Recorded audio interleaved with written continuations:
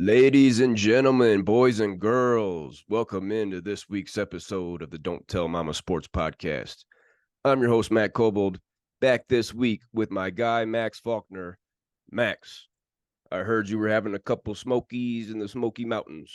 Yes. Oh, yes. No, it's great to be back. Thank you, everybody, for tuning into the Don't Tell Mama Sports Podcast this week. Last week, we weren't here. We had a little vacation. Okay. My wife and we went up to the Smoky Mountains of Tennessee, and oh, is it beautiful out there. I'm going to tell you right now, Kobreezy, if you guys have not been to Tennessee, a lot of people think, oh, it's just cornfields, right? That must be, it's just flat land and cornfields. No, it is not. It is all green, mountains, rivers, lakes, everything that you could want if you're a naturist type of person. It was just absolutely gorgeous. It was amazing going to the Smokies. My wife honestly told me, she said, this might be the most gorgeous hiking trail we've ever been. We live in California. Really? That's saying something. All right. That's California's got talk. some pretty beautiful hikes. Yeah, no, we did some fun stuff. We went to an aquarium. We went to Ripley's Believe It or Not Museum. Okay. Wow. You go to that on some edibles. It is quite Wow. extraordinary. Okay. Extraordinary. Extra. it's a trip. All right. But yeah, no, then we drove on down to Nashville, and Nashville's a lot of fun. There's one thing that I wanted to bring up. I was talking to a waitress in Nashville, and I just had to ask about their sports, about sports in the South, or sports in Tennessee in particular. I go, so what's your sports like down here? And she goes, oh, honey, sports down here in the South, oh, is life. Is life. Is life. I kid you not. Any high school football game on a Friday night, you're going to see the entire town there. I'm like, wow, I love it. I absolutely love it. That's how it should be. You know, come on, go support your team, or support your local kids. And so Southern hospitality is a thing, everybody. They were very, very nice people.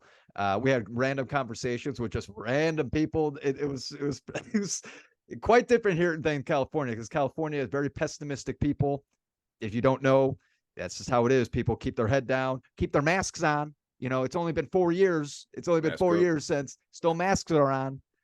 So we don't do that. We're not. Come on. I mean, we're moving on. But still, it's quite different, and the politeness was refreshing. So, but great to be back, Kobreezy. I can't wait to talk sports with you, man. And come on, we got some stories to talk about. Heck yeah, we do. And we might as well just get right into it, Max, because we got NFL today, we got MLB, and if we got time, we're gonna hit on a little NBA. Okay, Yeah. we got a guy to talk about that who's a douchebag. Okay, big douchebag. We got to top out our top 5 NBA douchebags so we can get toss in a vote. So we're definitely going to try to squeeze that in for today, everybody. Yeah, we need to wrap that up today. But starting here today, we got breaking news out of Indianapolis, Indiana. Star running back, franchise running back Jonathon Taylor has requested a trade from the Colts. Oh my goodness. And I'm the last guy that wants to talk about this because he's on my fantasy team, and we do a 2-keeper league, and I've had him all 3 seasons. So I'm in a pickle. We'll get to that later. But let's talk about what happened here. Jonathon Taylor here, he goes to Jim Irsay, the owner. He asked for a new contract at the beginning of training camp. Irsay says, hell no. So that's when Taylor requests the trade. Here's where it gets a little funny here, Max. According to ESPN, Taylor failed his physical because he's still recovering from January ankle surgery, and also because of a back injury. Uh-oh. As of Sunday, the Colts were reportedly considering putting JT on the non-football injury list because of this back injury. Now, this could result in Indianapolis withholding his salary. Wow. According to the Colts, Taylor suffered this back injury while working out on his own in Arizona. Taylor came out Sunday evening. Jonathon Taylor came out Sunday evening. He proclaimed that he's never had back pain or reported any back pain. Max, let's start right there. Who's lying in this situation? Oh boys. Oh Some boys.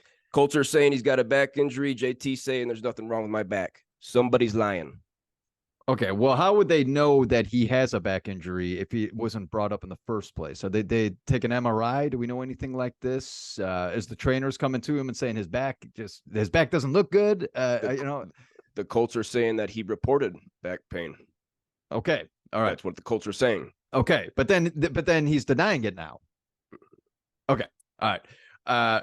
Well, I think it's a high possibility that he did hurt himself while working out. I mean, it's a very dangerous sport, everybody, especially when you're these guys. Animals. Wait, these guys in the weight room. Watch these guys. I'm just watching. I remember watching in high school, also college. I luckily enough got to see the Purdue football team working out. These guys have 500, 600 something pounds on the weight rack. Bars like this. Like like I got, maybe in my day, I had like 185, 185. These guys are quadrupling that. It's ridiculous. Ridiculous. Animals. So it's a high possibility that he would do this really quick. Is this his contract year, Kobreezy? He has one more year left on his rookie deal. Man, so you're asking for a contract extension when you're injured, and he had a great season 2 years ago. Last year, he was out the entire year. Yep. Basically the entire year. Oh, yeah. You didn't show anything. Nope. So what do you mean? Give me a contract extension. Yeah. Yeah, you're right. That's, I talked to our guys, Queef Wilson and Queef Sam about this, our Colts representatives. They said the same thing. Like, you didn't play last year. How are you asking for a new contract? Yeah. And if you don't play again this year, you're going to go in to free agency with 2 years of no film. Like, no, what are you doing right now, JT? Real quickly, he's the second fastest Colt to 3,000 rushing yards, and his 36 tutties is the second most by a Colt after his first 3 seasons. Okay. Pretty impressive right there. Definitely. Jim Irsay, our guy Jim Irsay, has come out and said he has no intentions of trading Taylor, yet he hasn't even offered him a contract of any amount. He hasn't offered any dollars to Jonathon Taylor, yet he says, no way we're going to trade him. Max, does this get resolved by our keeper deadline right before the season? You are sweating. I could see it starting to run down your forehead, man. You are getting, if anybody playing fantasy football this season, if you have a keeper league and you have Jonathon Taylor on your team, it's obviously a high possibility that you're planning on keeping this guy. And so this situation, it is sticky. It is a sticky situation. It is moist between your pits and your gooch. And I'll tell you right now, I don't know how this gets resolved. I don't see them paying him more when he's been injured. I don't see it happening. And then the way that football players have, especially sadly enough, the running backs, which real quick, I don't think we give the running backs enough respect. They get hit the most in the NFL. Okay. I think they deserve a bigger contract. Okay. I know past episodes, we were saying that maybe $10 million isn't, that's not enough for you. You could probably shed off a little bit from the quarterback and give to the running back. I think that's possible. I think we can do that. But the Colts don't have a quarterback that they spent $150 million on. No. So I don't know if this gets resolved, Kobreezy. I don't think it will. Jonathon Taylor, if he's sitting out, oh my goodness, he's done. He's just not going to play football anymore? This is going to be sticky. This is going to have to be watched day to day, week to week.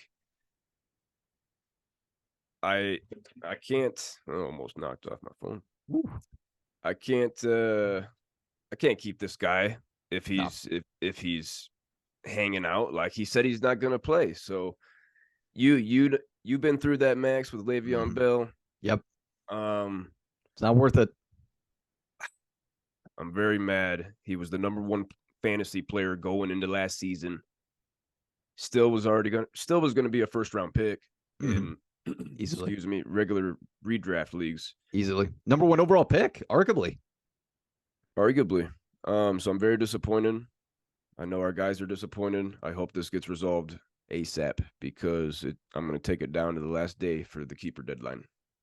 if everything gets sorted out after hearing about his ankle, after hearing about his back, you're going to keep him? Yes. Okay. All right. You Yes. heard it right here on the Don't Tell Mama Sports Podcast. Okay. Man, we are 5 weeks away from our fantasy draft, everybody. We are excited. We always go down to the last week because of injuries, and we don't want to Always happen. people draft like now. Why would you draft now? That's so stupid. What if your whole team could be injured? Like, honestly, honestly. There's always ligaments ripped every Yeah. training camp and No, preseason. wait until the last week. If you could wait until like the last couple of days, I would. But schedule conflicts. But anyway, 5 weeks, everybody. Fantasy football is here. Close. Moving along today, staying in the NFL, the Cincinnati Bengals had a huge scare last week, Max. Joe Burrow in training camp, he had to be carted off after coming up gimpy on a rollout on a passing play. Already a sleeve on this calf, might I say, to start here. Now, it didn't look good. Non-contact injury. He was diagnosed with a strained calf and will miss several weeks, possibly all of training camp. Okay. Not sure if this is going to impact week 1 or anything like that, but the Bengals did sign another quarterback, Reed Sinnett. They signed him on Sunday.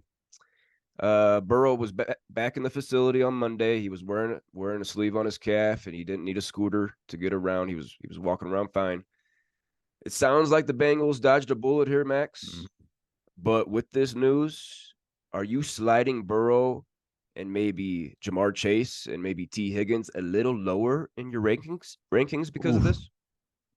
It definitely makes me nervous. Okay. If just staying with the quarterback situation here with Joe Burrow, I've been talking with my clients how I am just very excited about Joe Burrow this year and that I'm going to do whatever I can to go get him. Like I was saying, rounder? No, let's calm down. All right, let's calm down. Did everything you can but do. Ian as one potentially not the first quarterback off the board, but because but the Patty Mahomes and stuff's going to be kept more than likely. But anyway, I wanted him. I wanted Joe Burrow, but this makes me nervous. This makes me very, very nervous. Players that get injured in training camp, and that can easily be carried over into the season. And sometimes they take like 9 weeks to adjust. Even if it's 4 weeks to adjust, it's still 4 games where he's playing mediocrely. I'm nervous, Kobreezy. He's definitely going to be sliding down in my rankings. Joe Burrow, he'll be sliding down in my rankings as far as quarterbacks go. I can see why you're drooling over Joe Burrow after drafting Russell 2 poops a week Wilson last season and being queefed on by him. Yep. What about Jamar Chase and T. Higgins? Do they slide down a little bit for you? I mean, as of right now, I'm going to say no. Okay. I think they could still produce quite a bit. I don't know this backup quarterback, so that definitely makes me nervous. If Joe Burrow doesn't play, if Joe Burrow gets hurt in weeks to come, yeah, absolutely, they're going to drop down. But as of right now, Jamar Chase and T. Higgins, these guys are studs. They are studs. They are both top tier, top 20 wide receivers in the game, and they're both on the same team. I'm going to keep them where they are right now. I think I'm with you. Those two guys are talented. One of the best duos, maybe the best duo. You look at A.J. Brown and Devontae Smith. You look at Tyreek Hill and Jalen Waddle. You look at DK and Tyler Lockett, maybe a little lower. It's nice. But Chase and Higgins, with being that young, buzz. Yeah. Good to be a Bengals fan with all those weapons. Yeah, definitely.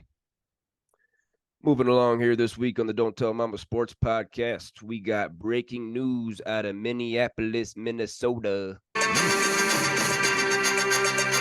Rookie wide receiver Jordan Addison was clocked going 140 miles per hour in a 55. What? In a 55.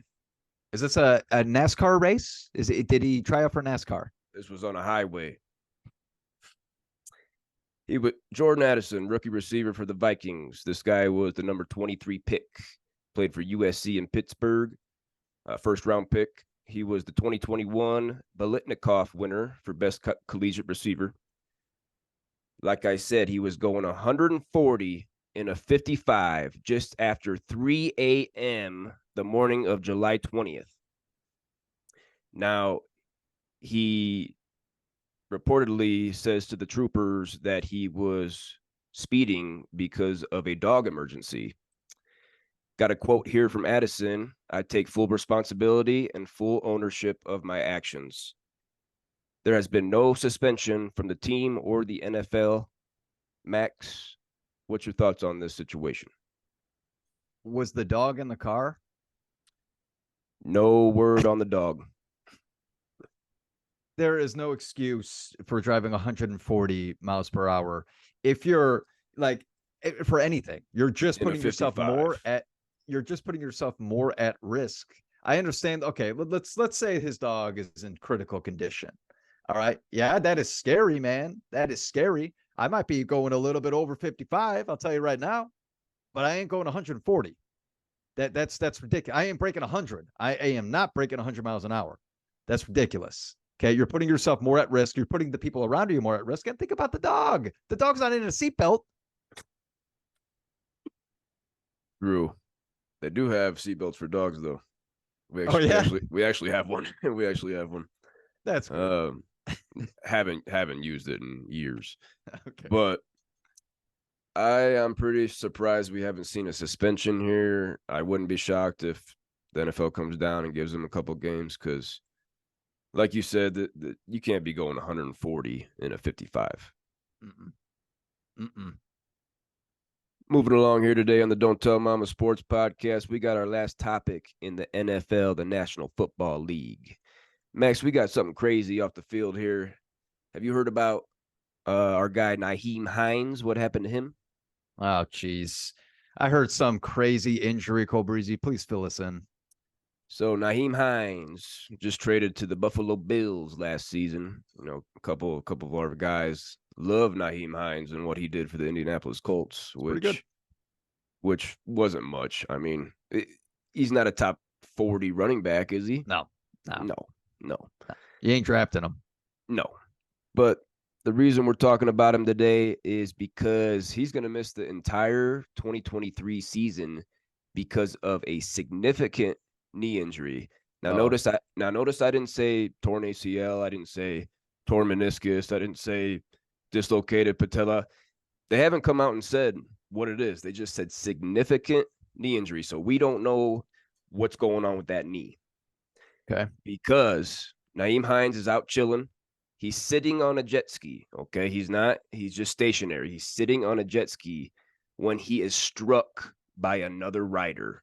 Another rider crashes into Nyheim Hines while he's just chilling there. Totally destroys his knee. Max, this is where it gets a little sticky here with the Buffalo Bills. They're now not wanting to pay him his full contract. They propose that they'll pay him the salary of a practice squad player, which is $289,000. Quote from Nyheim Hines' agent. It's revealing when an employee is injured to see how a company takes care of its own. End quote. Max, do you agree with the Buffalo Bills not paying Nyheim Hines because he was hurt off the field? It's not his fault. So that definitely is. But I guess one thing that you, just to back it up, it's also not their fault, because obviously he was going to make millions of dollars, right? But now he's not playing. $289,000 is pretty good not to play. So I do understand the reasoning behind that, to actually think about that from that perspective, being like, I didn't, it's not my fault. What the heck? Yeah. I should still get my contract. I would look at the contract and make sure that, because there's always those, what are those called? The little variables in there that even if you get injured, you could still get this amount of money and things like that. So obviously you got to look into that. But if it's not in the contract, then hey, that's just how it is, man. But the fact that they are still willing to pay $289,000, yeah, take it. I'm not sure if there's a clause in the contract for NFL players to not be doing these kind of things, jet Yeah. skiing. Yeah. But the fact that he was stationary really sucks. Like, this wasn't his fault. It's not his fault. You know, you sign a contract, you hope your employer honors that. But if you're not producing for your employer, should you get that money? That's a tough situation that Nyheim Hines is fighting right now with the Buffalo Yeah. Bills. Yeah. It's really, it's a travesty, for really both sides. Because for one thing, yeah, Nyheim Hines, not only are you not going to get paid, you're not going to play, and who knows how long you won't be able to play, because getting hit by a jet ski is very serious. We Uh, we don't Huey, we don't know what's going on with that knee, if it's even there. it's got to be shattered. That's in pieces, man. Well, prayers go out to Nyheim Hines, because I hope that he recovers. But yeah, I don't know if he's playing football again. How do you pay a guy millions of dollars to not play ever again? Doesn't make any sense. So You're right. You're right. and for a bummer for the Bills is the fact that, hey, we did sign this guy and he won't be able to play. That's always a bummer. That sucks, because he was going to be a pretty big part of that team. I'll throw in right now with that loss. Why not pair the Cook brothers? Why doesn't Dalvin Cook go join his little bro there in Buffalo? Ooh, We're still waiting for him to land. that's a great landing spot. I like that call, Kobreezy. Very good. Damian Harris is there, but if you can get Dalvin Cook in the house, you get him in the house. Mm-hmm. Moving along here today, like we said, we're hitting 3 sports, the major sports here today, and right now we're going into the MLB, Major League Baseball. It was a big week in the league. But Max, let's start here quickly with the standings. Yes. In the American League, in the East, still with the best record in the American League, the Baltimore Orioles. Oh my gosh. sitting at 66-41. They're plus 60 run differential, 7-3 in their last 10. Amazing. I'm blown away by the Orioles. I had no faith. I'm still finding it hard to believe. I can't believe it. Best record in the American League. They got the Rays by a game and a half. Amazing. Go Baltimore. Good. I'm sorry that I ever doubted you guys. I hope that you squeak into the playoffs, because I have been a queef on the Baltimore Orioles. I'm right there with you, Max. Prove us wrong, Baltimore. Prove us wrong. Come on. Moving into the AL Central, we got the Twins with a 2-game lead on the Guardians. Plus 35 run differential, 5-5 in their last 10. Are you sticking with the Guardians, Max? I am. Good. I am. I'm asking you every week. It's every week. It's going to do the same thing. Oh, keeps flip-flopping. It's going to be a flip-flop all the way to the end. I still believe in the Guardians. Absolutely. I put a little money this week on the Twins, so I'm riding them hotter now. Let's go Twins. Let's go Twins. Okay. All right. Moving into the AL West, we got our Texas Rangers with a half-game lead on the Houston Astros. Damn it, Max, this might be the hottest race for the division as we move into August and September, and really also because of who they picked up at the trade deadline, which we'll get into. Yeah. But very good division here. Mariners are 6 back, along with the Angels, who are 6 back. Mm-hmm. What do you think here in this division? Oh, such a fun division. So great to see. I kept saying it. Just wait for the Astros. Jordan Alvarez is back, everybody. Okay. And they made a big trade, which we'll get into those, the trades that have happened.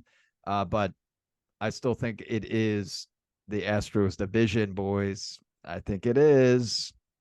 I'm riding hot with the Rangers.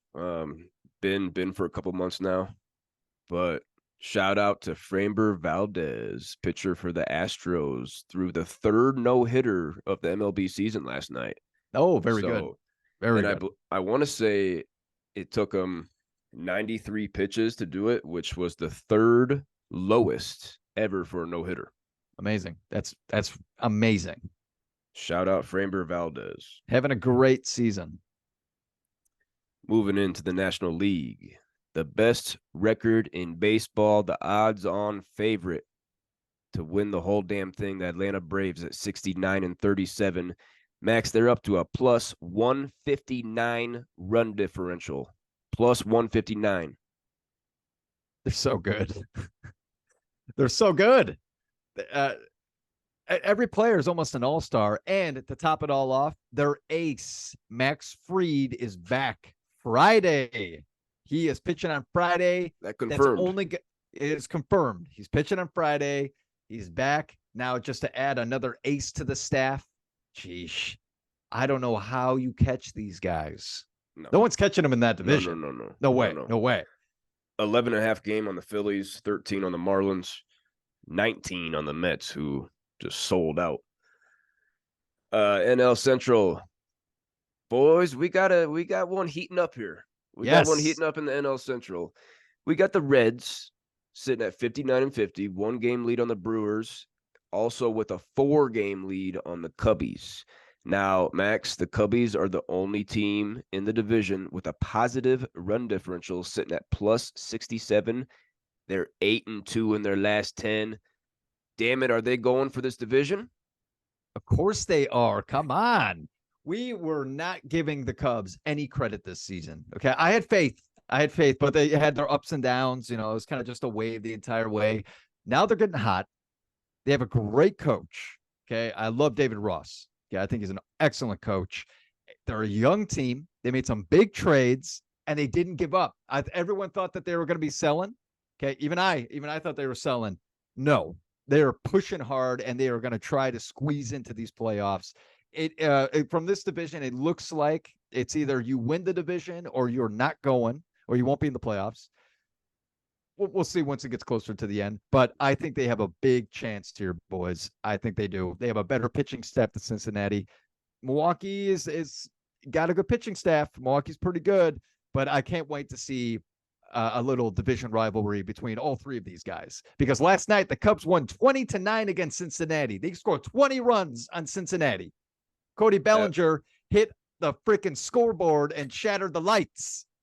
Look out. Here we go with my Chicago Cubbies. That 20 runs was definitely an eye-opener for me last night. Mm-hmm. But just like the Twins in the AL Central, I had to put a little money here in the NL Central. I jumped on the Brewers. I've been on them all. I've been on them all year. Take that Sosa jersey down. Take it down. The money came back to be positive. It was positive money on the Brewers, and I jumped on it. So let's go, Brew Crew. Been on you all year. Let's finish the deal. Lastly here, NL West, the Dodgers are leading the division at 60-45. They got a 2.5 game lead on the Giants and a 4.5 game lead on the Diamondbacks. Diamondbacks continue their slip. Yeah. They were sliding going into the All-Star break. They're 3-7 right now in their last 10. Dodgers picked up guys, Max. Are they going to run away with this division and maybe possibly catch the Braves for that 1 seed in the NL? No to the second option. I think the Braves are too damn good. 8.5 game difference between the Braves and the Dodgers. I will say that I think they will win the division. I think the Dodgers got this, but I don't think they're going to run away with it. Okay. San Francisco is surprising everybody. And Arizona, you know what? They made some decent trades. Okay. They got a great closer in Paul Sewald. And Merrill Kelly is back in their they needed that. That's part of the reason why Arizona was slipping. They didn't have a closer. Their bullpen was struggling, and they Merrill Kelly and their pitching staff was out, which is one of their best pitchers. So I think they still have a shot, but it is the Dodgers division. I agree with you there, Max. I hope the Diamondbacks can make a wild card, like we said, though. Yeah. Moving along today, we're sticking in the MLB here, Max. The trade deadline was actually yesterday on Tuesday, August 1st. And we just wanted to look at 5 teams here that made multiple moves that are pushing for the playoffs. And we're going to start in – actually, we got 3 teams here. I'm just realizing in the AL West. So let's all stick with the AL West here. Yeah. Starting with the Texas Rangers. Damn it, let's go Rangers. They made possibly the biggest move of this deadline. We'll talk about that later. Maybe the biggest move here, picking up Max Scherzer from the Mets. Big time pickup.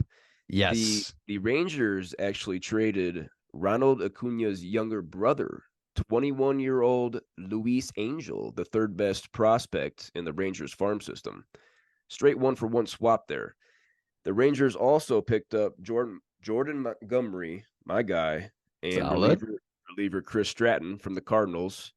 And then with Jonah Heim getting a little banged up here at catcher, they needed to get a little depth from the Pirates. They picked up Austin Hedges.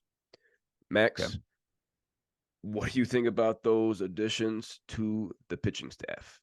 They needed it. They absolutely needed it. Max Scherzer basically just slides into Jacob deGrom's slot. You know, because deGrom's done. Obviously, everyone he's getting Tommy John, and man, I love this division. I love this division. It is so fun to see. I love that there's 3 teams that are just saying, no, we're not giving up. Let's get to the playoffs. We're going to do whatever we can to get to the playoffs this year. They might have got the trade of the year, though, with Max Scherzer signing onto that team. Max Scherzer's the man. Huge pickup. Staying in the AL West, the team that is fighting with the Rangers for that division, the Houston Astros, they picked up reliever Kendall Graveman from the White Sox. Solid. And then arguably the other biggest move of the trade deadline, you can debate whether it's Max Scherzer or Justin Verlander leaving New York, going back to Houston. Max, let's not forget, this guy just won the Cy Young last year for the Astros. And a World Series. In a World Series. He leaves, and now he's back. My goodness, the Astros made a huge move right here. Yeah. Yeah, I mean, it's amazing that he left. I'm so surprised he left to try to go get a little bit more money. Now he's back. He's the same exact team as last year. So everyone's like, hey, where have you been? Where have you been, Grandpa? Where you been, Grandpa? Yeah, this guy's old. This guy's old compared. The Astros are very young. Okay, Jordan Alvarez, their best player, is 25. This guy's like 280 pounds, looks like.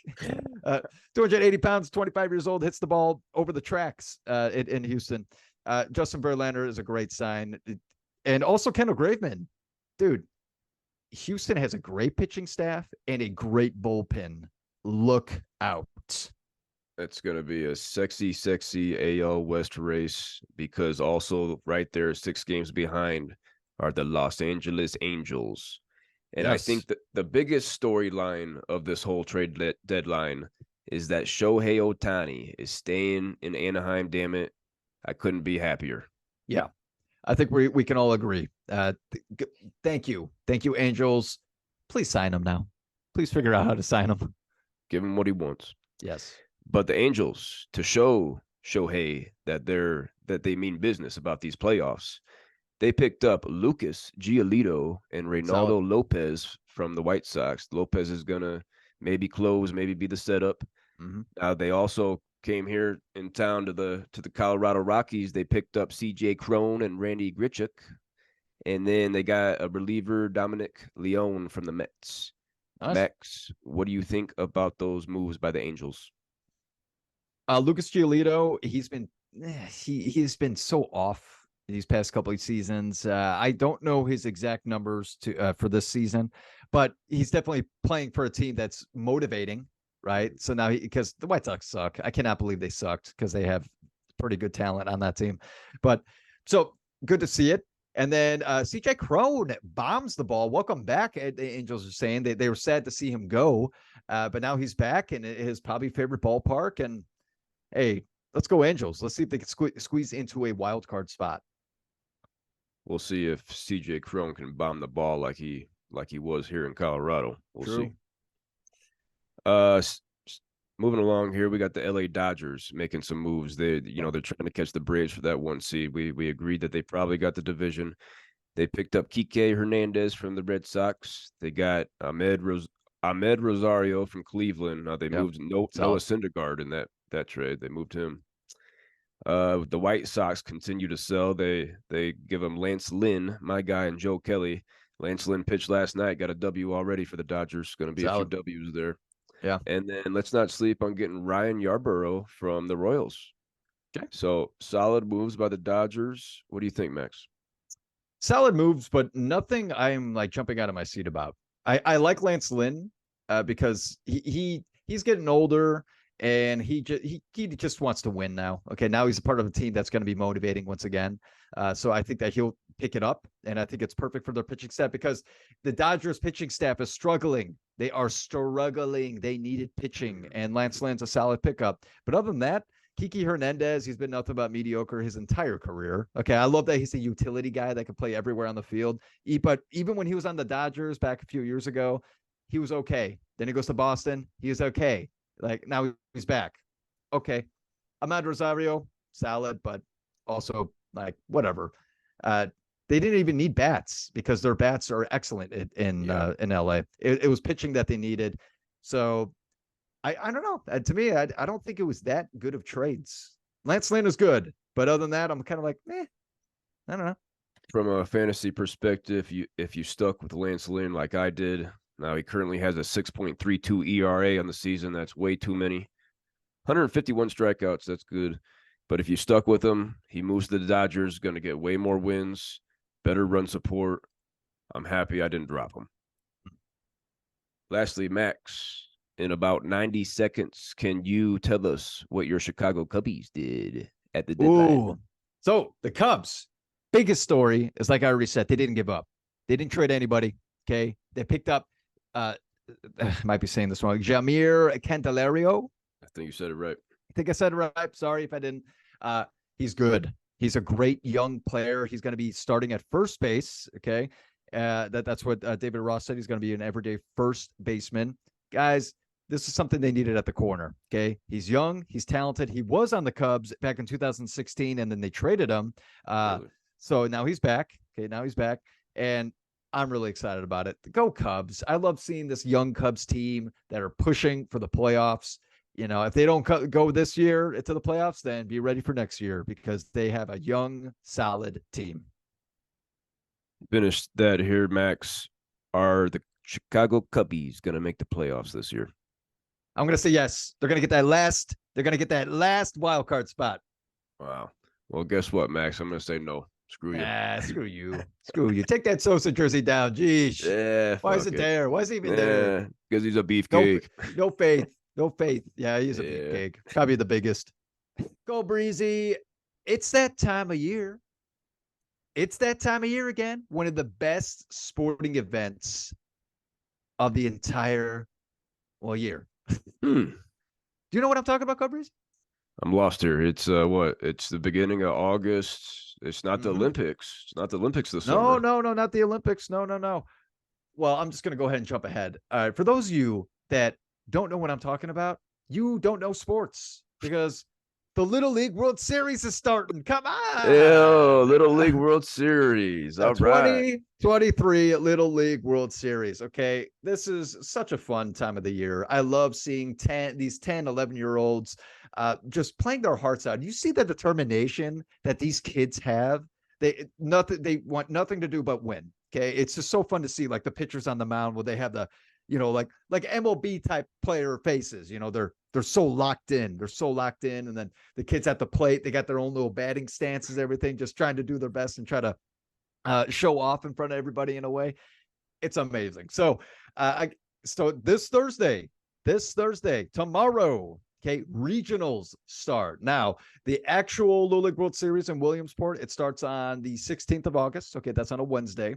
All right. But tomorrow starts the regionals on ESPN. ESPN Plus is where the first round games are going to start. But then the championships will all be shown on ESPN. So I just want to go through each region and talk about the teams that are in it. All right. So in the Great Lakes region, starting on Saturday, August 5th through the 9th, Game 1 is Michigan versus Ohio. Game 2 is Indiana versus Illinois. And Game 3 will be Kentucky versus the winner of Michigan versus Ohio. Now, that championship game will be Wednesday, August 9th. Mark it on your calendar, everybody. Wednesday, August 9th, 5 p.m. on ESPN. Moving on to the Metro Region Tournament starting Saturday, August 5th through the 11th. Game 1 is New Jersey versus Connecticut. Game 2 is New York versus Rhode Island. And the championship game will be Friday, August 11th at 7 p.m. on ESPN. The Mid-Atlantic Region Tournament starts Sunday, August 6th through the 11th. Game 1 will be Pennsylvania versus Maryland. Game 2 will be Washington, D.C. versus Delaware. And the championship game will be Friday, August 11th at 3 p.m. on ESPN. The Midwest Region Tournament starting Friday, August 4th through the 11th will be Kansas versus North Dakota. for game 1. Game 2 will be Wisconsin versus Missouri. Game 3 will be Minnesota versus Nebraska. Game 4 will be Iowa versus South Dakota. Very big tournament right here for this one. And then the championship game will be Friday, August 11th at 1 p.m. on ESPN. Everything's on ESPN. I'm going to stop saying that now. The Mountain Region Tournament starts Sunday, August 6th through the 11th. Game 1 is Nevada versus Montana. Game 2 is Wyoming versus Utah, and the championship game will be Friday, August 11th at 2 p.m. The New England Region Tournament starts Saturday, August 5th through the 10th. Game 1 is Vermont versus Massachusetts. Game 2 is New Hampshire versus Maine, and the championship game will be Thursday, August 10th at 7 p.m. Moving on to the Northwest Region Tournament will be Game 1 versus Idaho versus Alaska.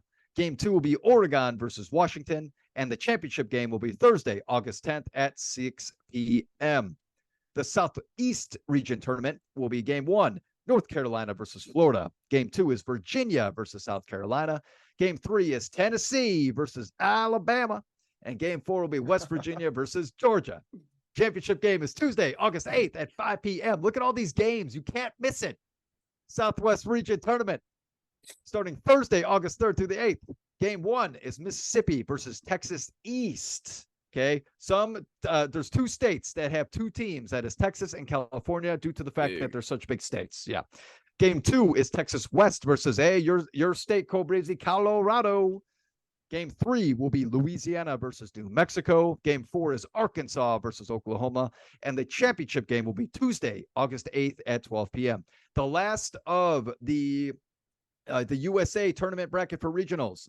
The West Region Tournament starts Saturday, August 5th through the 11th. Game 1 is Arizona versus Hawaii. Hawaii, everybody, has always been the favorite for years now. They won last year. They've won multiple times. If there's one thing other than a tourist attraction in Hawaii that they have, it is a Little League baseball organization. Okay, Hawaii is very, very good in the Little League. Game 2 will be Northern California versus Southern California, and the championship game will be Friday, August 11th at 6 p.m. Kobreezy, did you get all that? You got all that written down? You got that in your schedule? I definitely didn't write it down. A little too much to write, but I'll be able to look it up on ESPN, the Worldwide Network. They're going to be flowing on Thursday. They'll all be there on your ESPN app. I used to watch the Little League World Series growing up. Definitely, I've gotten away from it the last couple of years. Haven't really paid attention these last couple of years. Okay, I'll admit it. But it's funny because just about 2-3 weeks ago, my guy Will Townsend, he's actually on his way over here right now. He told me how when he was a kid, he went to Williamsport, Virginia, to compete in the Little League World Series. So that's amazing. Just was talking about that a couple weeks ago to me. Shout out Will. Amazing. What else you got for the Little League World Series, Max? So last to finish up here, I'm going to bring up the international bracket. Okay. Now, as far as the international bracket, they have already had their regionals. Okay. So I'm just going to be naming the teams that will be in this year's tournament starting August 16th. Okay. So pretty fun to see. In the Asia Pacific region, the champions of that is Chinese Taipei. They were 5-0. In the Australia region, the champions are Hills, which is from Sydney, New South Wales. They were 7-0. The only team that has not been that has not finished yet is the Canada region. That tournament starts August 1st, so it already started through the 10th. Okay, so we'll find out who will be representing Canada come August 16th. In the Cuba region, by the way, the Cuba region, this is brand new. They have never had a Cuba region, and it's great to see another country to be able to come into this Little League tournament. So in the Cuba region, we have Bayamo, which they were 8-2. So congratulations to this new region and Bayamo being the first team. In the Europe Africa region, the champion was the Czech Republic. They were 5-0. In the Japan region, the champion was Musashi Fuku. Sorry if I said that wrong. Sorry, Shohei Ohtani. I said that wrong. They are from Tokyo, Japan. They are 4-0. In the Latin American region, champion is Venezuela A. Venezuela had 2 teams. So the team A ended up being the champions. They were 6-0. In the Mexico region champion, Municipal de Tijuana from Tijuana won. They are 7-1. And the last one in the Panama region, the champion was Veraguas, and they were 6-1. Everybody, if you're like Kobreezy and you're queefing on the Little League World Series, come on, wake up. This is a fun time of the year, especially when there's not many sports that are actually happening during this time. This is a good couple weeks just to watch just a competition. These kids really give it all they got. I recommend it. Little League World Series 2023, baby. Let's go. Moving along here today, we got our last topic in Major League Baseball. A lot of people's new favorite segment of the Don't Tell Mama Sports podcast. Excuse me, podcast. A little tickle in there. It's ShoTime with Shohei. Max. Oh my goodness. Who is tickling? Who is tickling you? Something's stuck in there. Yeah. A little dry. It's a little dry. There you go. Gotta get her wet. Okay. Max, did you see Shohei in Detroit last Thursday, the doubleheader? I did not. You got to give me these stats. Shohei is being brought up on the news now. Okay, some of the news sources that I watched, they brought up how Shohei Ohtani is doing unspeakable things since Babe Ruth. I have to agree. Just last Thursday in Detroit, doubleheader in the first game, he pitched a one-hit shutout for his first career complete game. Damn. In the second game, 2 home runs, two dingers in the second game. Max, he currently leads baseball. Damn it, this is Wednesday, August 2nd. These stats. Everybody wants to get worked up about Ohtani's stats. Wednesday, August 2nd. He leads baseball, leads entire MLB in home runs with 39. He's got Matt Olson by 3. Leads all of baseball in triples, walks, on-base percentage, slugging percentage, OPS, total bases, and as a pitcher, 5.9 hits per 9.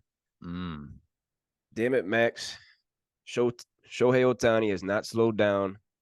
I love that he stayed in Anaheim. I love that Anaheim did not trade him. Los Angeles Angels did not trade him. They're currently sitting 3 games back of the final wild card berth.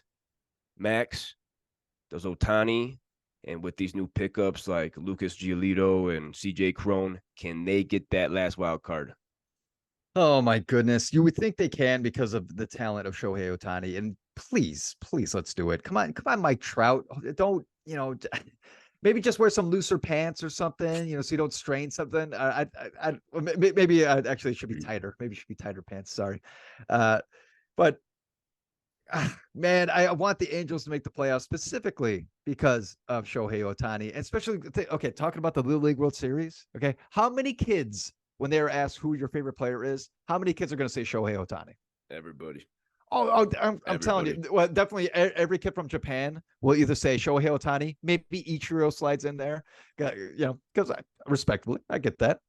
Okay, but I'm telling you, for the American division, a lot of kids are going to say Shohei Ohtani.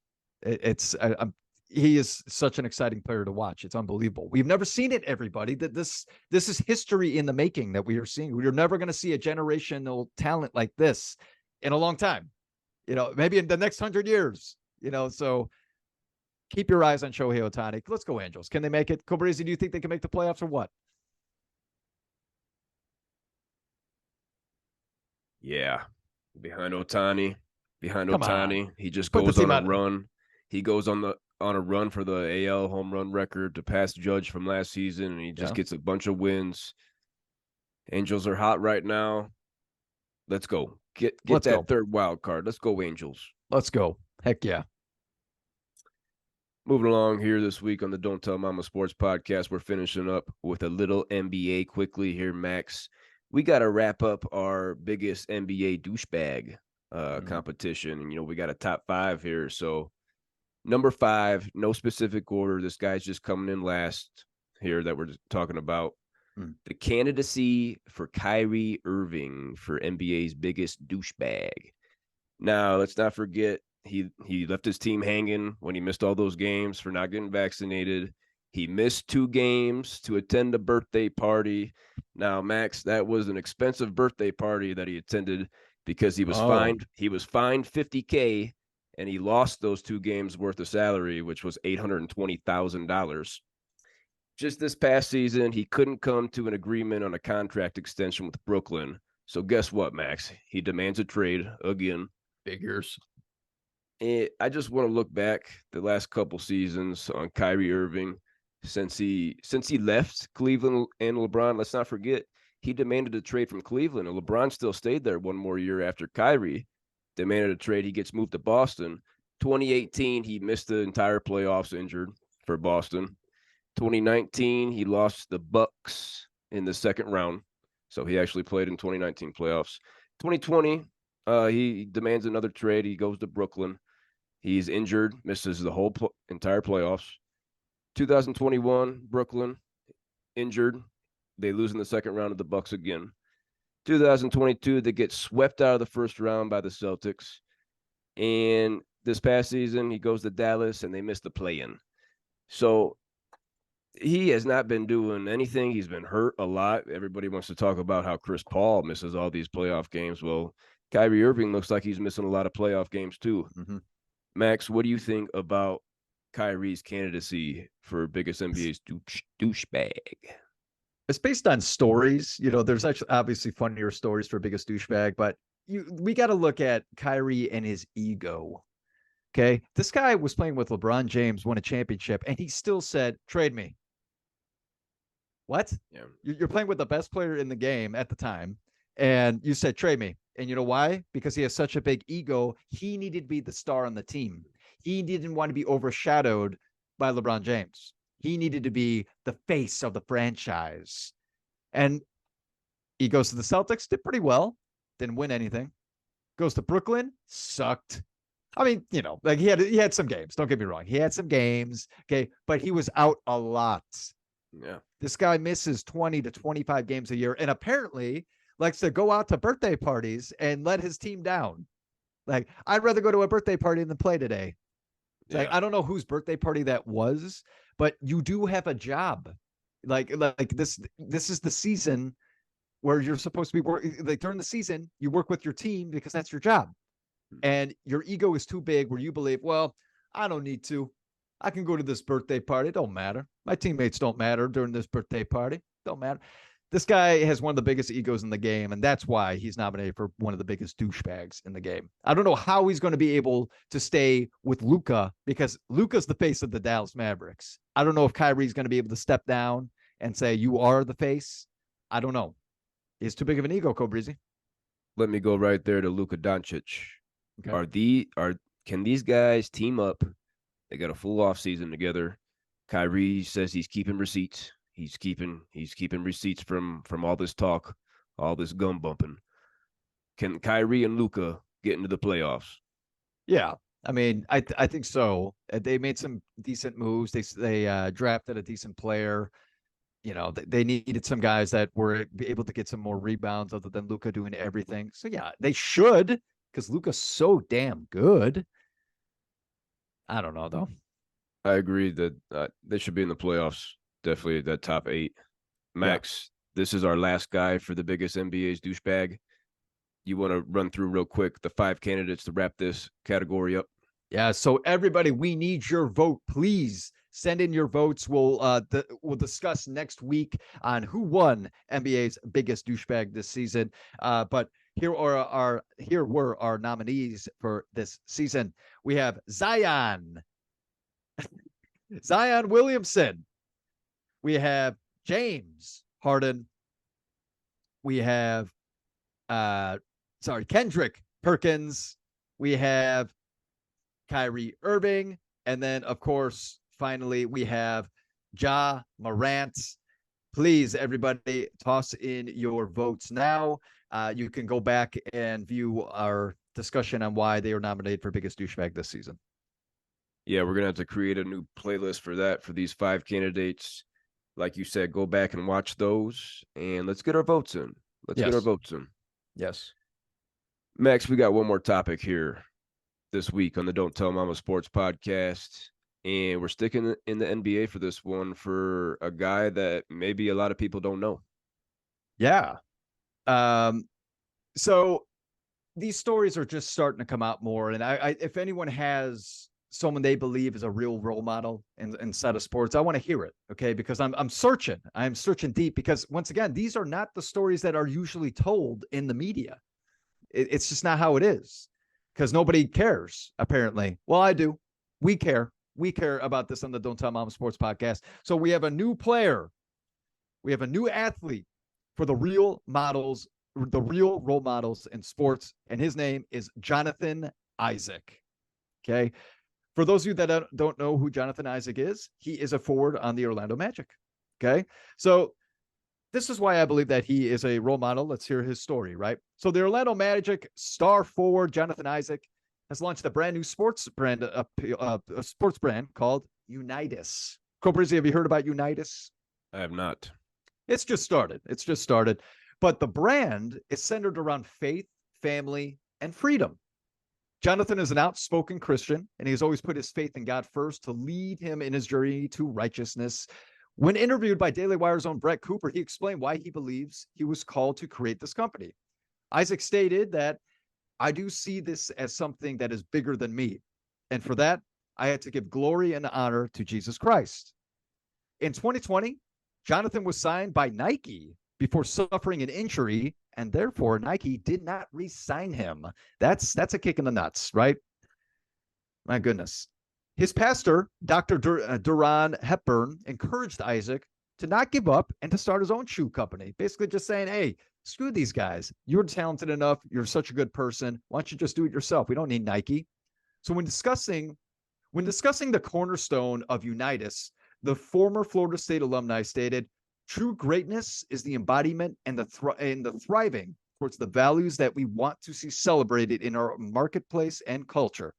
It's one thing to say we stand for these values. It's one thing to shout faith, family, and freedom from the rooftops. But if we are not walking the walk and talking the talk, then what does it really mean?" Dude, Kobreezy, Jonathon Isaac, this is a man. This is a strong man. The reason being is because this is a man that stands up for his faith no matter what. Jonathon believes that true greatness is achieved in none other than our Lord and Savior Jesus Christ.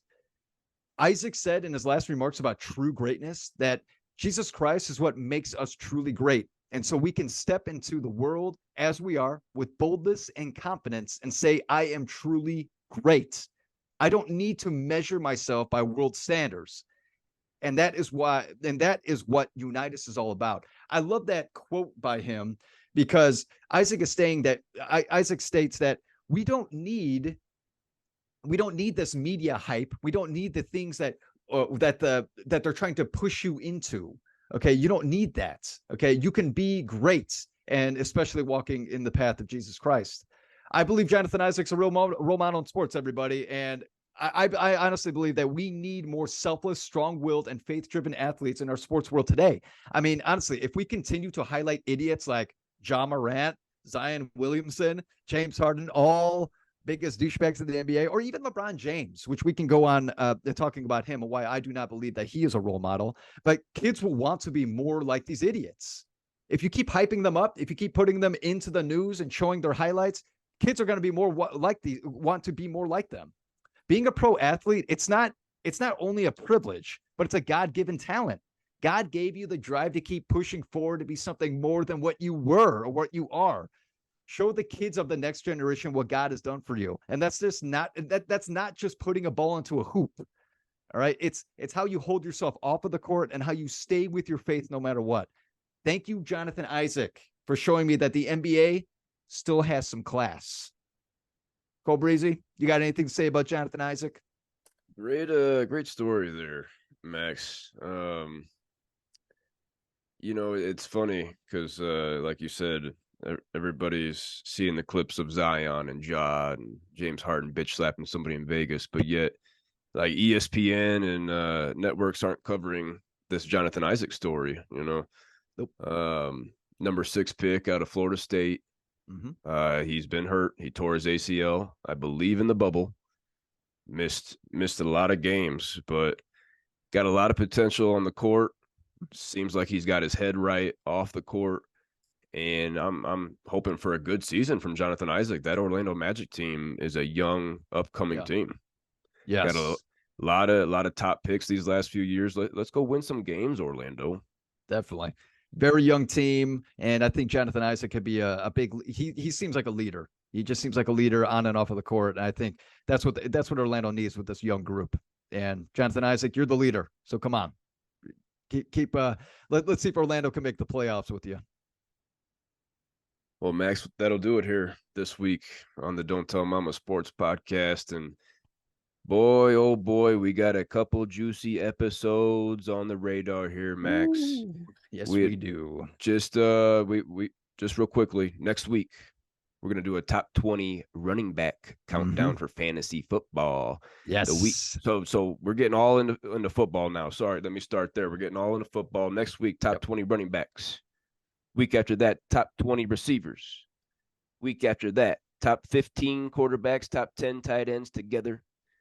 And then after that, leading into opening day, opening night kickoff, we're going to be doing division breakdowns, all 8 divisions. We're going to have people coming on as guests, talking about their teams, giving us some inside looks. Max, we got a couple of juicy weeks coming up here leading into the NFL season. Oh, cannot wait, everybody. I kept saying 5 weeks. We are 5 weeks away. We're really going to start getting detailed on who we believe are the top players for fantasy football, top players in football in general. And we just can't wait. You know, fantasy football is such a fun time of the year. I think it's if you're obviously you're watching this, you are a sports fan. This is one of the most exciting times. It's so much fun. And football is one of the best sports to watch, if not the best. I still think college basketball is the best, but we can debate that another time.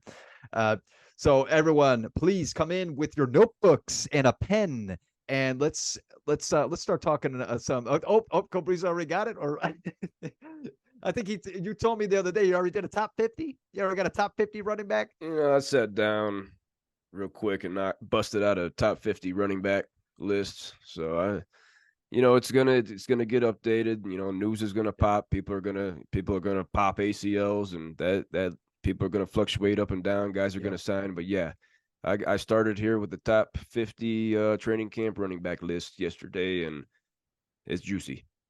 Oh yeah, it's gonna be a lot of fun, everybody.